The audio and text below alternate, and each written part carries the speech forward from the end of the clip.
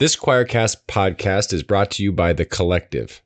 At The Collective, we believe that justice isn't optional, it's actually sacred.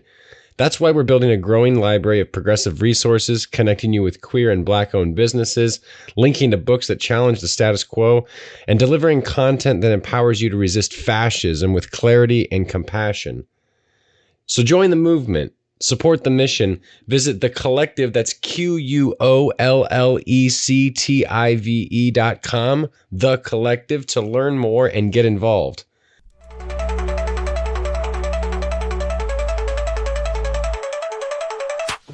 Welcome to the Unbelief Podcast, your journey, actually our journey together beyond inherited beliefs to a spirituality that works for you. I'm your host, Jeremy. I'm a deep skeptic, also a pastor. We can fix that later, right? No? Damn. Welcome to the Unbelief Podcast. We are doing another book club episode, and right now we are talking each of these episodes about a different parable of Jesus, and today we're doing one that, if you read it, it makes a lot of sense, right? Just on the surface, you can read it, you can get a lot out of it. So I would say, there's a sense that when we are diving into cultural background and talking about all these different interesting nuances, you can get to a place sometimes where you feel, oh man, I can't just read this ancient spiritual text and get stuff out of it because I don't have this level of knowledge. That is not the case.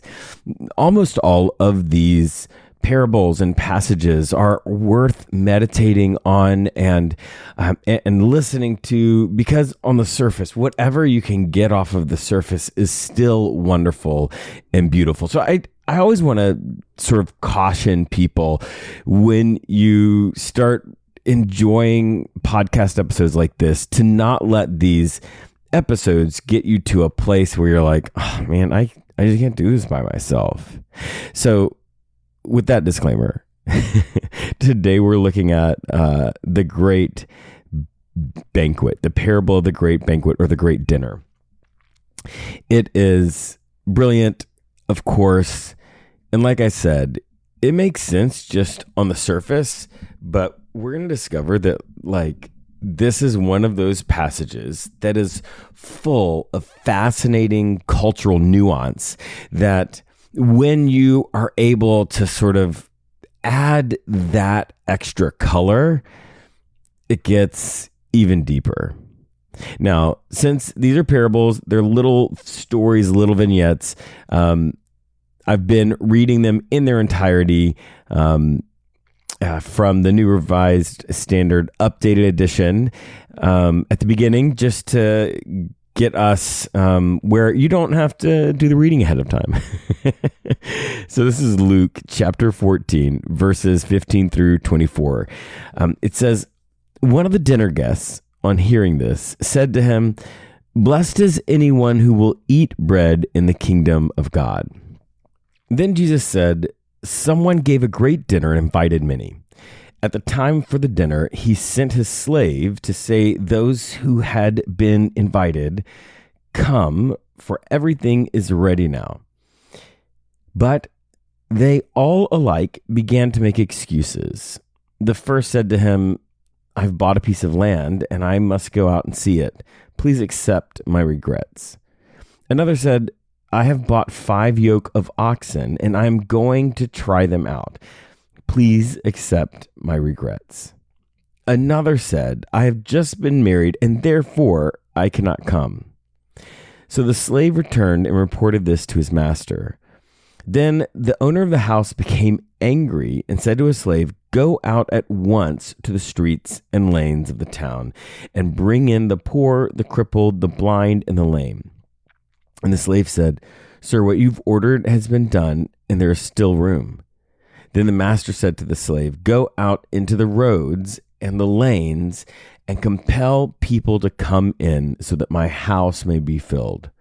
For I tell you, none of those who were invited will taste my dinner.'"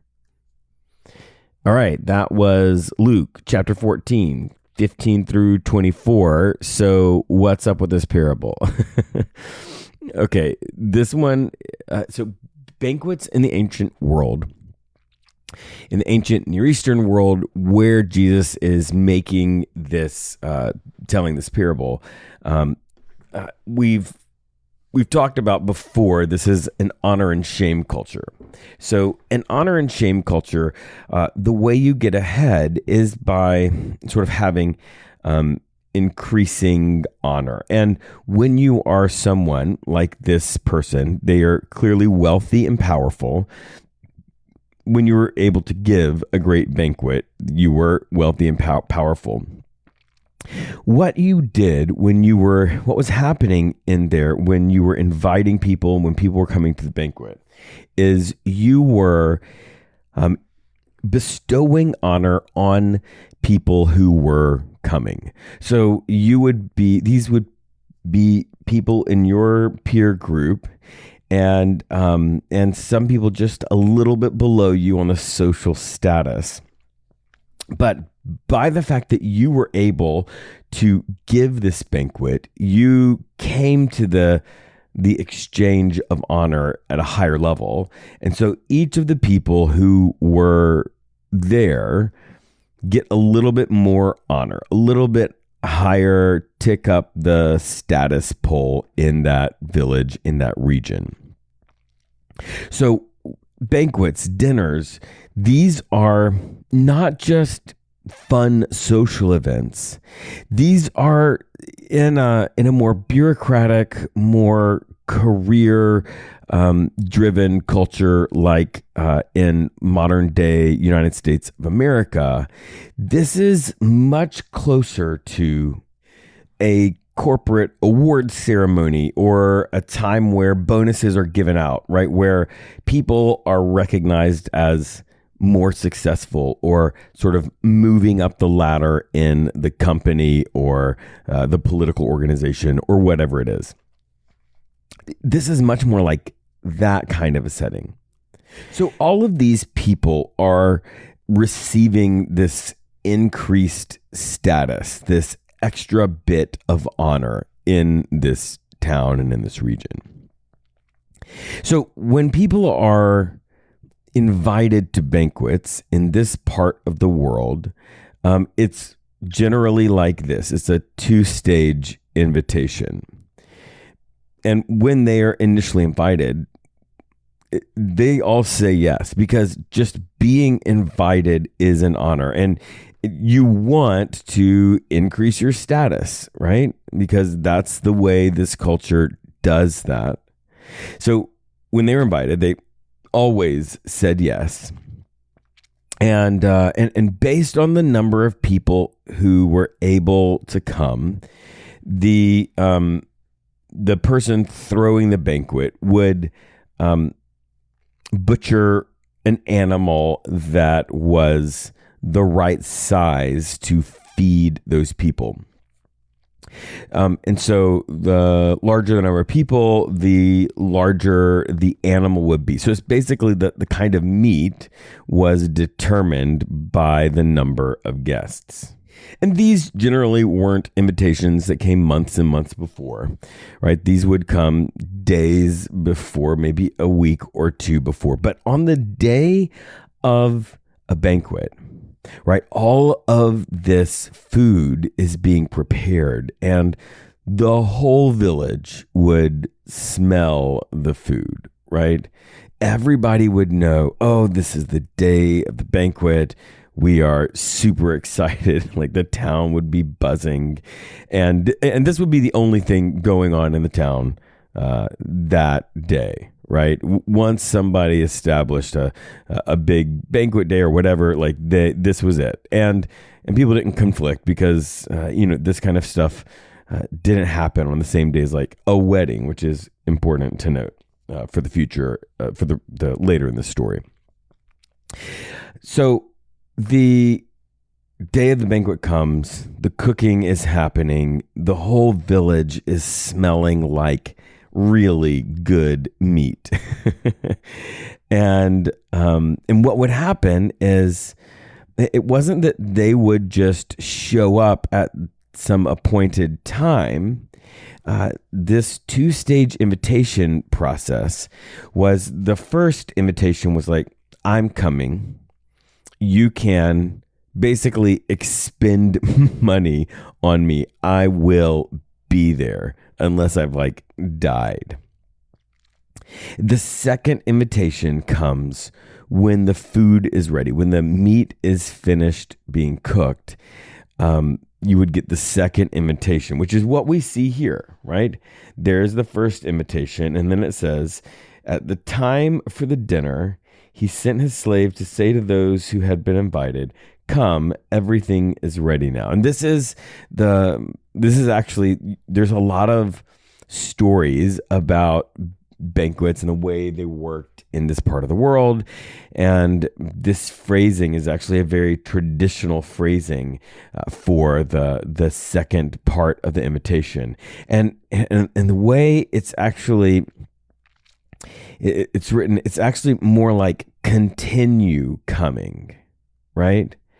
In the original language, it's more like continue coming. That's the cultural understanding, because they began coming to this banquet when they accepted the invitation. It's like they already were in the car on the way to the event when they accepted the invitation. So continue coming. Basically, the food is ready. Come sit down to eat right now. And that's like very different than in modern United States culture, right? People will show up at an appointed time, but this is different, right? The meat is ready. They had to eat the meat the day that it was butchered. So like, there's no turning back now. And then we get these excuses. And these excuses are uniquely horrible in this part of the world at this time. It says, but they all alike began to make excuses. The first said to him, I have bought a piece of land and I must go out and see it. Please accept my regrets. This is ridiculous. It's ridiculous even now, because the implication here is that this person has bought land without ever looking at it. And this is like saying, I'm not going to be home for dinner tonight because I just bought a house. Like, I didn't expect the negotiations, everything would have taken a long time to buy the land, that a person would see it. And so it's even the phrasing of this is rude. Like, it's particularly rude. If they wanted to save face and be less offensive to the person giving the banquet, they could say, I've been negotiating on this for months, and the person is ready to sign the deal right now, right? Then there would at least be some reasonable. But this, the guy says, hey, I bought some land and now I need to go see it. Like, see it for the first time. It's just a lie, right? It's so deeply offensive, right? It would be offensive even today. If you invited somebody over for dinner and they said, I just bought a house, I'm got to go see it for the very first time. I can't be like, of course, that's not true. That's not how buying houses works. Now, it's not how buying land worked then. So there is a deep offense in not just the excuse, but even the way the excuse is phrased. This is a public insult, right? When that person doesn't go, everybody in the town knows. Yeah. It's way bigger. It's way bigger than you might think when you just read it. That's the first excuse. The second excuse is, I have bought 5 yoke of oxen and I am going to try them out. please accept my regrets. Now, if you are not a person that understands how oxen work and how using animals for agriculture works, you could say, well, actually, this one sounds pretty reasonable. Like the first one's kind of offensive, but this one seems right. But that's not the case either. Because again, this person is implying like, I've got to go try them out for the first time. And that is also not something you did after buying your oxen. Because beasts of labor, when they are tied, when they're yoked together like these oxen are going to be, you have to make sure their strength is matched, right? So you take them, you put them together, and then you have them, do a practice plow. Because if they aren't the same strength, the plow will go towards the one that's stronger, right? It won't be straight lines. You'll be constantly having to pull them one way or the other. And so that's part of buying the oxen, right? You go, you try them out, you put them together, you see how they work. If you're needing the 2 on a yoke, or, you've got 4, whatever, you're trying them out before you buy them, because it makes absolutely no sense to buy oxen without having tried them out, which is the phrasing here. So again, this is a ridiculous and over-the-top offensive excuse, right? Again, there's so many ways this could have been phrased. Even the oxen part, like there's so many different, but it doesn't. It's phrased in the most dismissive, demeaning, I don't care about you way. I am trying to bring shame to you.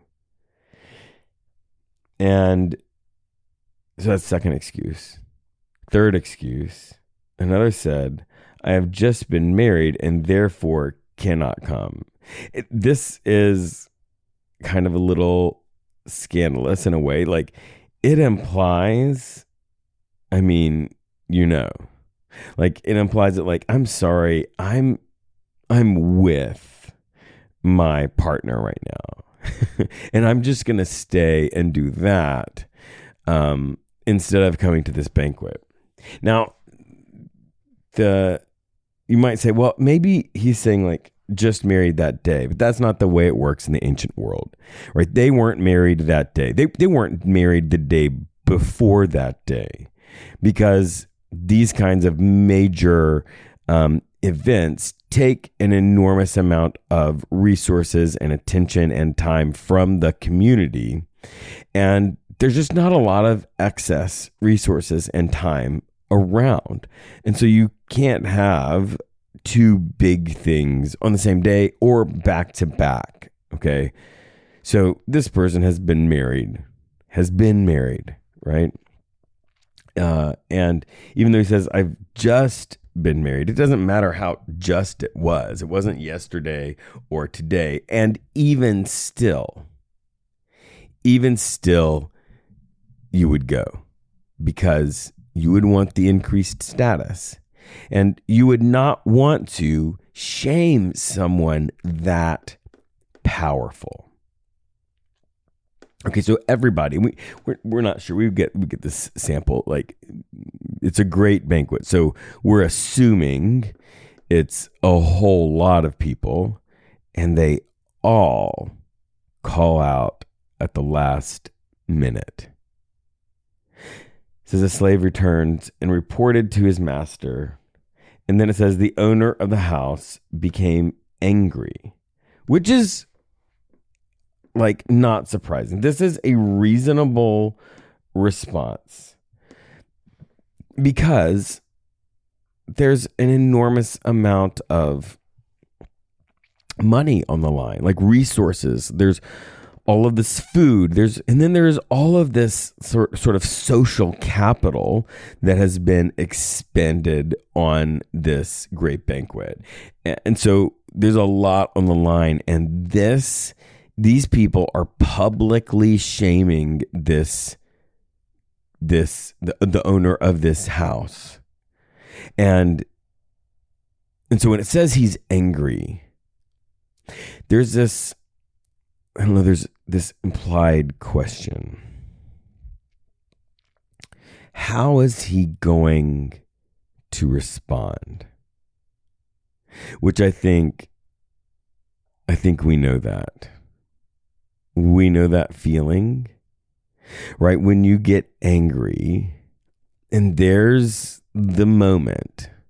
Sometimes it's a long moment. Sometimes it's a brief moment that it's like, what am I doing with this? Like, what is this anger going to fuel? Because that's one of the things about anger.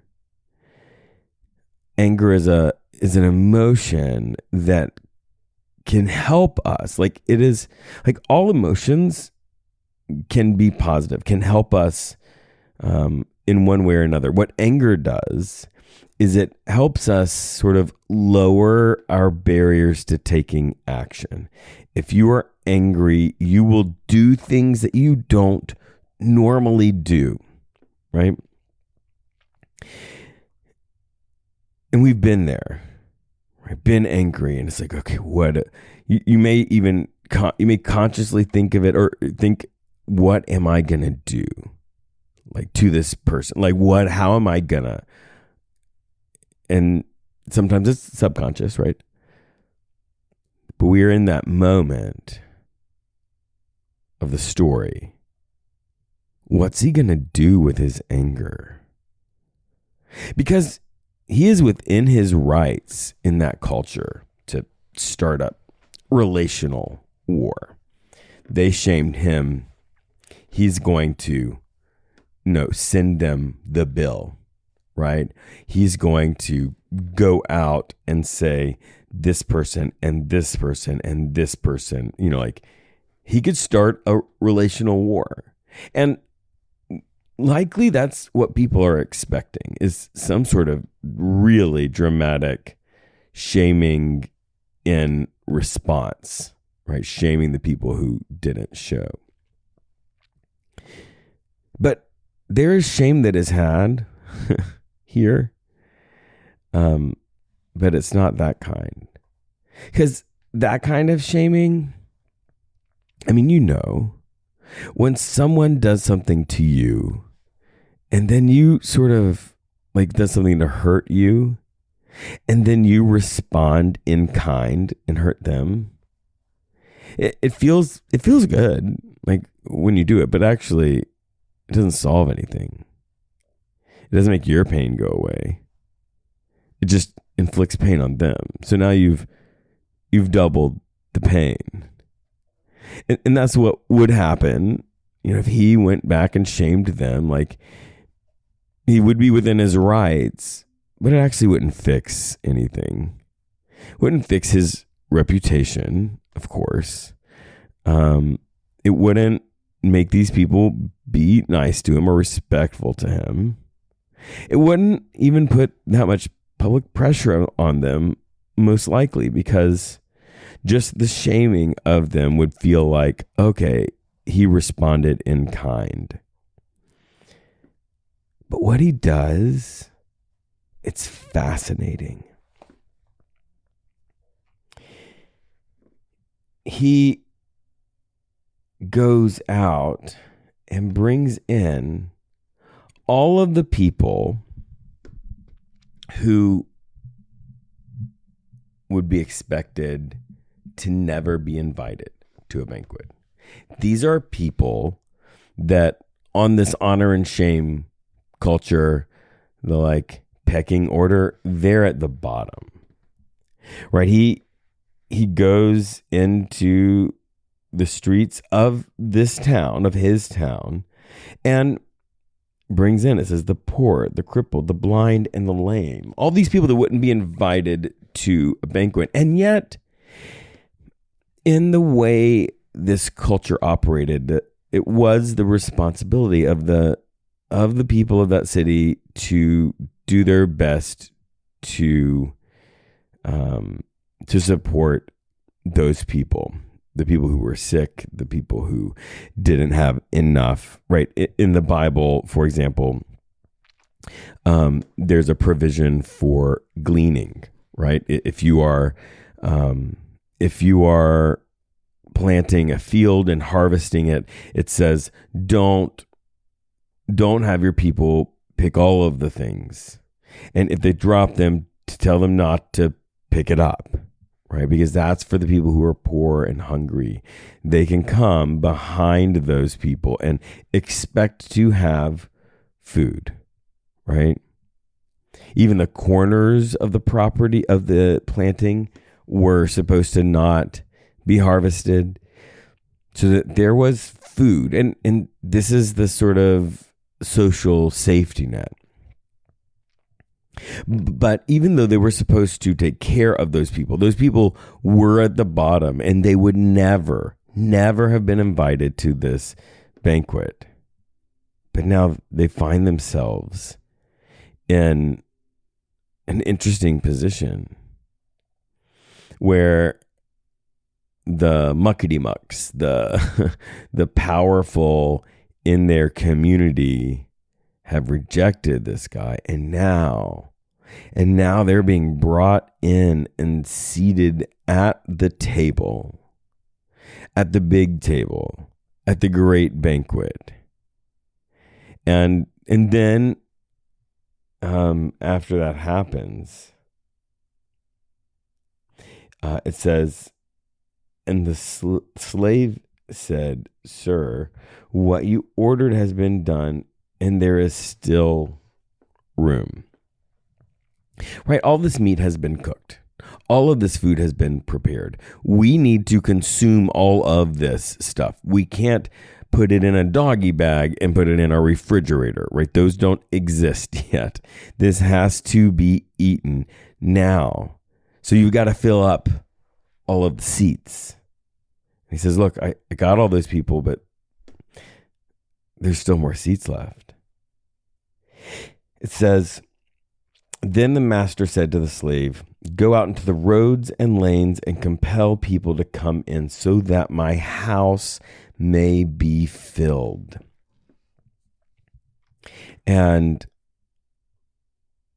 that is a whole other level.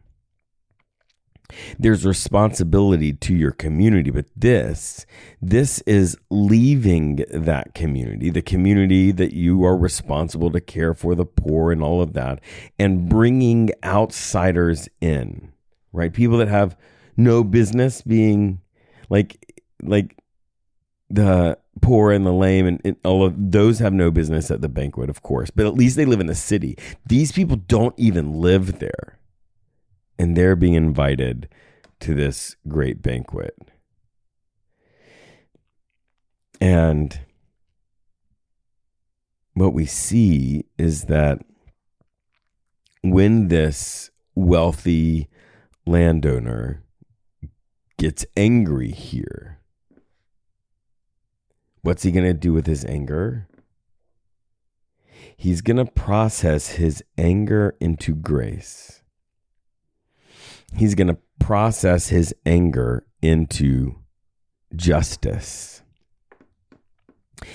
He honors all of these people that never get honored in that culture. And that is credited to him, right? Doing this kind of stuff, even though it was just not done, would have brought him an enormous amount of honor to spend all of this money feeding all of these hungry people. But on the flip side of that, the people who rejected him, now their effort to shame him has failed because his response increased his honor. But because of the way he responded, now they are the ones who are shamed. So there are many layers to this. Many, many, many layers of meaning that we can get. I think for me, there's a couple that are hitting hard right now. The first is that through the leaving of all of these honored guests, it's not that this person's banquet, this person's friend group, maybe this person's community, smaller community, gets smaller because these people left. In fact, as a result of these people leaving, his community gets bigger. His connections get bigger. His honor gets bigger.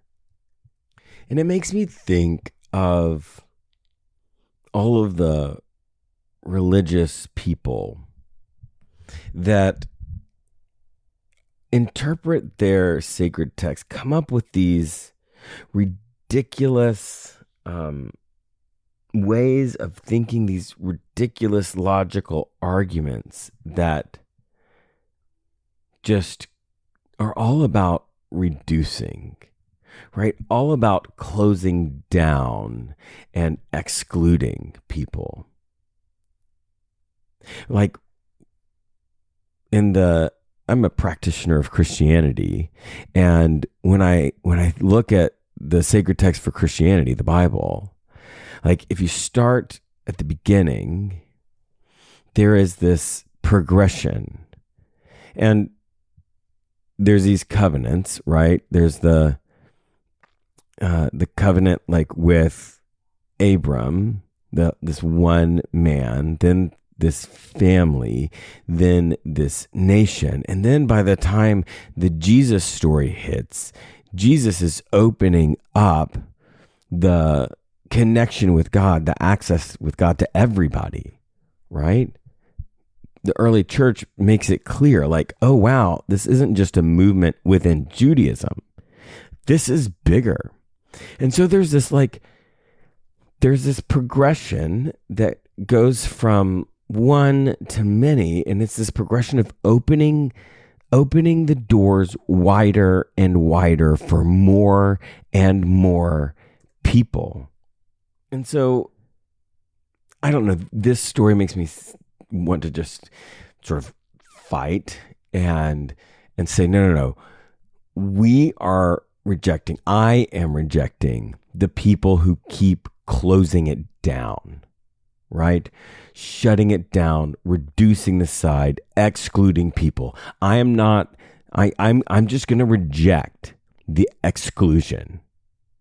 And at any point that I get to an idea, a concept that is part of my understanding of Christianity, I'm going to sort of use one of many litmus tests that for me is this something that excludes people or includes people? Does this give more access, more permission to engage with the divine, or is this limiting and diminishing to that? If it is limiting, it's over. I'm done. I'm going in a different direction. And then there's this other piece. The story pivots on the anger. And right now, my experience of the world is that there is a lot of anger being peddled, a lot of anger being produced and reinforced. And the question in that place where I get angry, where people around me get angry, is what am I doing with my anger? Right? My anger is going to enable me to take actions that I would not normally take. And so, how am I using my anger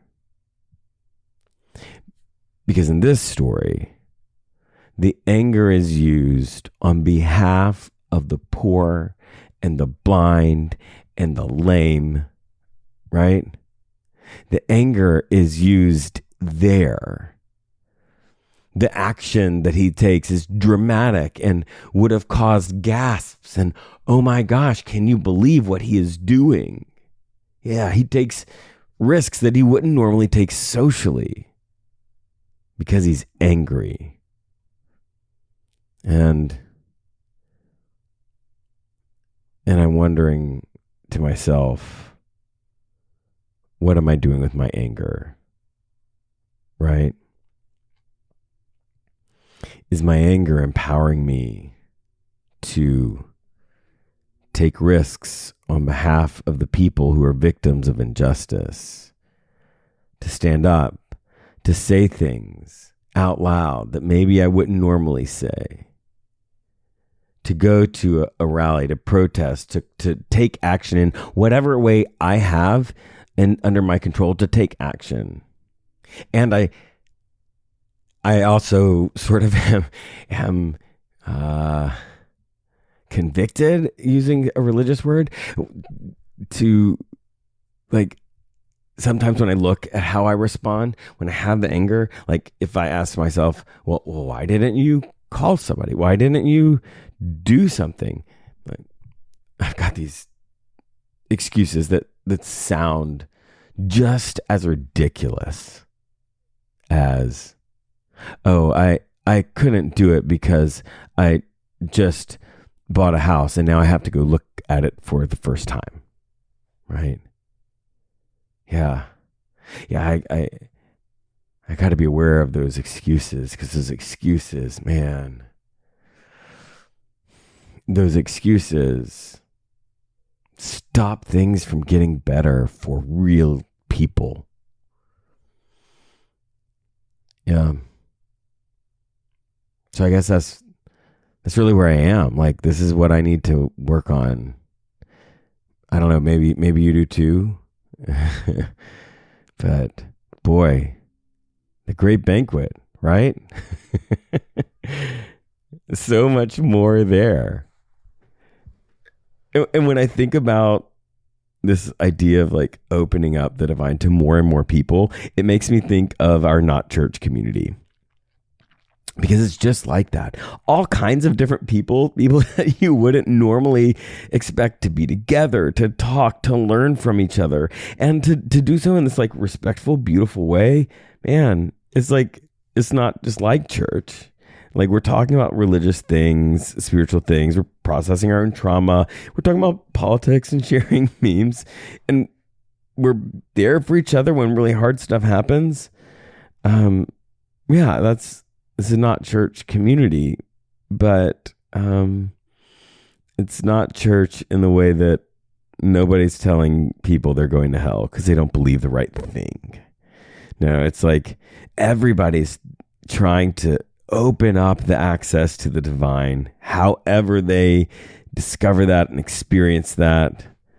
It's beautiful, and I think you'd love it.